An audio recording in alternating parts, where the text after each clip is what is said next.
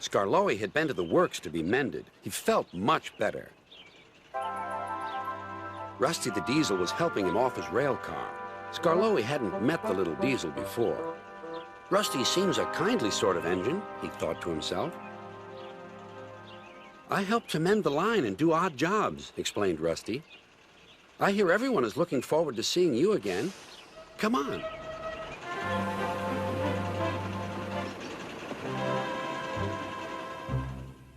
Peter Sam was feeling depressed. He was still getting over his accident, but he wanted to start work again. Sir Topham Hatt wouldn't let him. Another day's rest will do you good, he said. Besides, I've got a surprise for you. For me, sir? How nice, sir. What is it, sir? Wait and see. The surprise was Skarloey. Oh, said Peter Sam, I'm glad you've come home. They lit Skarloey's fire and he sizzled happily. I feel all excited, he said, just like a young engine. Now tell me all the news. I see you've met Rusty, said Peter Sam. Yes, I like that diesel. So do I, replied Peter Sam. It's a pity Duncan doesn't. Who is Duncan? He came as a spare engine after my accident, replied Peter Sam. Is he useful? He keeps busy, and I'm sure he means well, but he's bouncy and rude. He sings and sways and swivels around. His drivers call it rock and roll. I understand, said Skarloey gravely. His driver interrupted. Duncan has done it again. He's stuck in a tunnel. Come on, old boy, we'll have to get him out. Skarloey was pleased. He wanted to run and looked forward to meeting Duncan. They found the caboose and some workmen and hurried up the line. How nice and smooth the rails are, thought Skarloey. They've mended all the old bumps. The little diesel has helped to do that. What a difference Rusty's made to the line.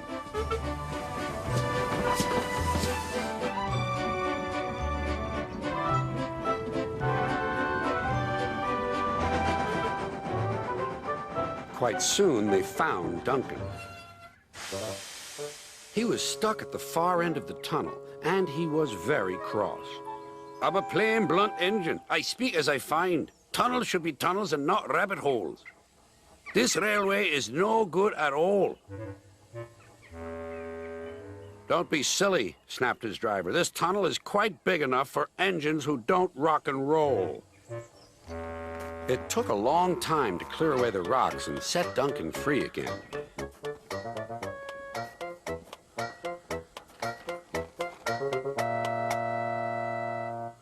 At last, Skarloey was able to push Duncan and his coaches safely through.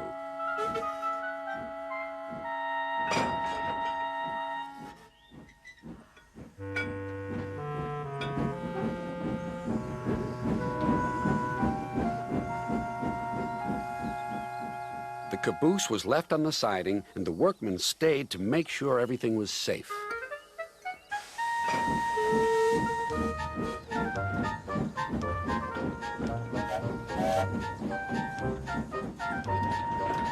Duncan grumbled all the way home, but Skarloey paid no attention. Later, Sir Topham Hatt spoke severely to Duncan. Listen to me. There is nothing wrong with that tunnel. You stuck in it because you tried to do rock and roll. Tunnels are not dance floors, and you are not a pop star. Then Sir Topham Hatt gave his full attention to Duncan's funnel. If it happens again, he ended ominously, I shall find ways to cut you down to size. In other words, your career is on the line. Need I say more? Duncan thought Sir Topham Hatt had said quite enough, and he remained completely silent and still for at least a whole evening.